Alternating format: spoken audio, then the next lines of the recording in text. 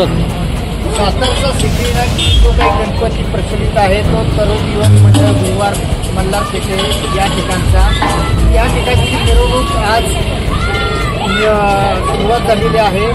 खरं तर 11व्या दिवशी सर्वांचे मिरवणूक होतात, मात्र प्रशासकीय यंत्रणा बाकीच्या सगळ्या विचार घेता आम्ही आजच्या दिवशी मिरवणूक साताऱ्यातून भव्य दिव्य काढत असतो। यामध्ये कोणताही गुलाल बँजो डीजे याचा आम्ही वापर करत नाही आणि या मिरवणुकीमध्ये खरं तर सर्वात महत्त्वाचं आकर्षण ठरतं ते बँड म्हणजे पारंपरिक पद्धतीचं जे काही वाद्य आहे त्या वाद्याच्या माध्यमातून आपण मंत्रमुग्ध करतो या भक्तांना।